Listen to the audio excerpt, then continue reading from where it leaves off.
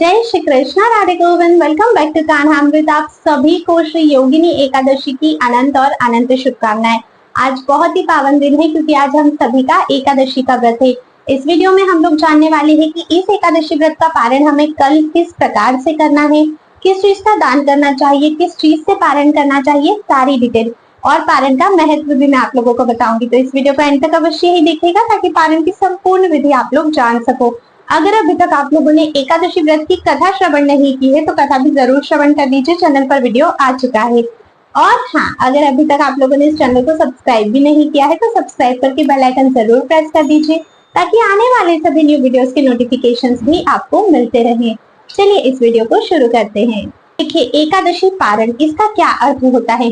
पारण का अर्थ होता है अपने व्रत को खोलना। जैसे आज हम लोगों ने एकादशी का व्रत किया है, किसी ने निर्जल व्रत किया है, किसी ने जल पीकर किया है, किसी ने फलों पर, दूध पर किया है, या फिर किसी ने एकादशी प्रसाद पर किया है।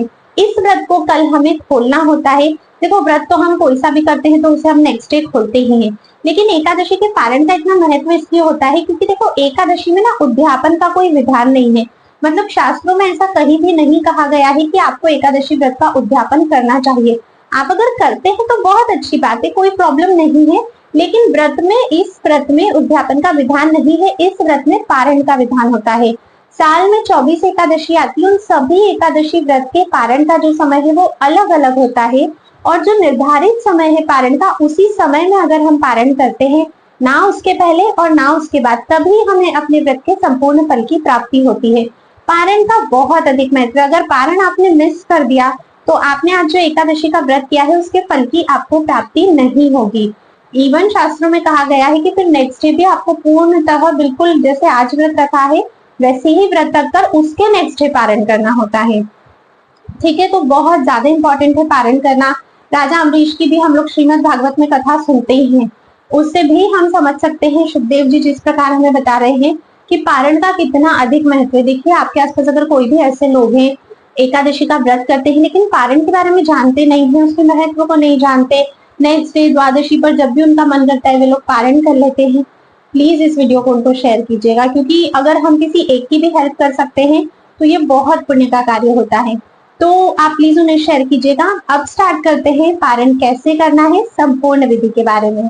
देखिए, एकादशी का पारण नेक्स्ट डे करना है। जैसे जिन लोगों ने 21 को व्रत किया है वो लोग 22 को पारण करेंगे, जिन लोगों ने 22 को व्रत किया है वो लोग 23 को पारण करेंगे।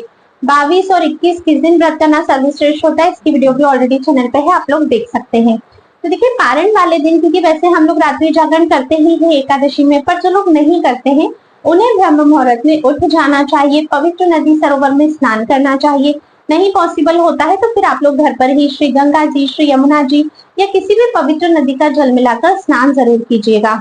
शुद्ध हो जाइए, अपने द्वादश अंगों पर तिलक लगाइए। अगर द्वादश अंगों पर नहीं लगा सकते हो तो आप कंठ में लगा सकते हो, या फिर आप लोग नाभि कमल के यहाँ पर लगा सकते हो ना, जैसे बहुत सारे लोगों को ऑफिस वगैरह जाना होता है तो आप उस हिसाब से लगा सकते हो। मतलब ब्रज रज या गोपी चंदन आपके शरीर को स्पर्श करना चाहिए। देखिए, तिलक ना प्रतीक होता है कि हम समर्पित है अपने श्री कृष्ण को। तो अगर हम दिखावे की बात नहीं होती, इसमें बहुत सारे लोग बोलते हैं आप लोग दिखावा करते हो यहाँ पर इतना बड़ा तिलक लगाकर, ऐसा नहीं होता है। हम अपने इष्ट के प्रति समर्पित है, ये हमारा समर्पण भाव है।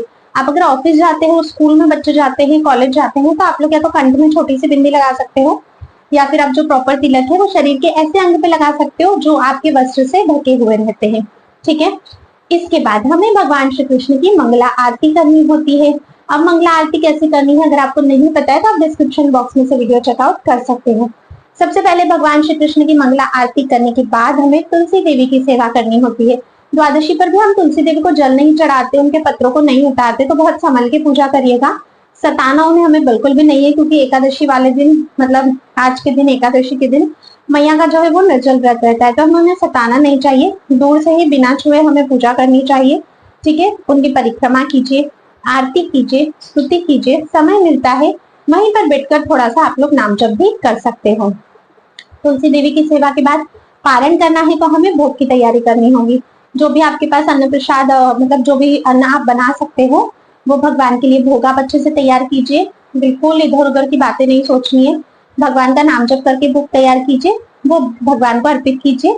ठीक है। सब में तुलसी दल डालिए, पानी का एक गिलास उनके पास रखिए, उसमें पानी की जो झारी है उसमें भी तुलसी दल डालिए, भगवान को निवेदित कीजिए। इसके बाद अब जो प्रसाद आपके पास आया है, उस प्रसाद के 3 पार्ट्स आपको करने हैं। एक जाएगा ब्राह्मण देवता की सेवा के लिए, एक जाएगा गौ माता की सेवा के लिए और एक स्वयं के पारण के लिए। ठीक है।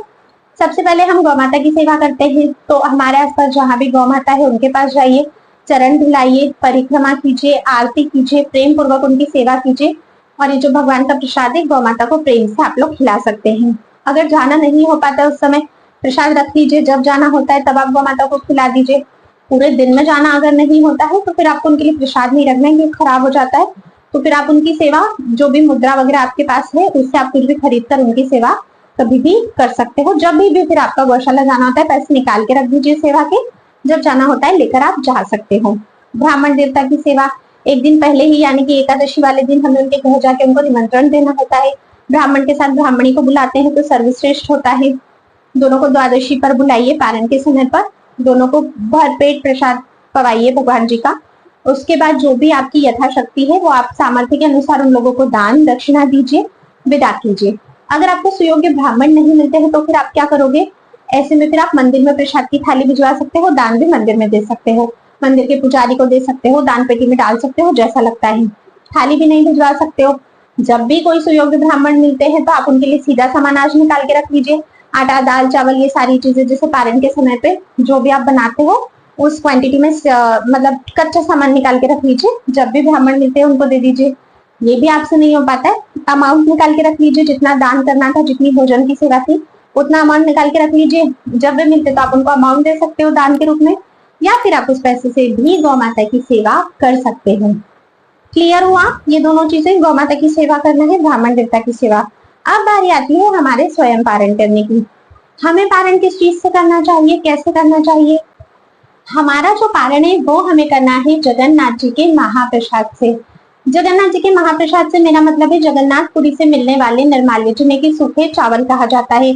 जगन्नाथपुरी में तो बहुत इजीली मिल जाते हैं। आप अगर वहां नहीं हो, आपके एरिया में आपके आसपास जहां भी श्री जगन्नाथ जी का मंदिर है वहां से भी आपको आसानी से निर्माल्य मिल जाएंगे, तो आप वहां से लेकर आ सकते हैं। अब अगर निर्माल्य नहीं है, क्योंकि हर किसी को अवेलेबल नहीं है, तो आजकल वैसे ऑनलाइन फैसिलिटी भी है निर्माल्य की, आप वेबसाइट पे चेक कर सकते हैं जगन्नाथपुरी धाम की। उसके अलावा आप लोग फिर ये कर सकते हो कि जो तीसरा हिस्सा हमने अभी प्रसाद का रखा है, जो हमने अभी ठाकुर जी के लिए भोग तैयार किया था, उस प्रसाद का जो तीसरा हिस्सा है फिर आपको उसी से पारण करना है। लेकिन देखो, स्वयं के पारण करने से पहले शुद्धिकरण होना चाहिए, मंगला आरती होनी चाहिए, तुलसी देवी की सेवा होनी चाहिए, गौ माता की सेवा और ब्राह्मण की सेवा।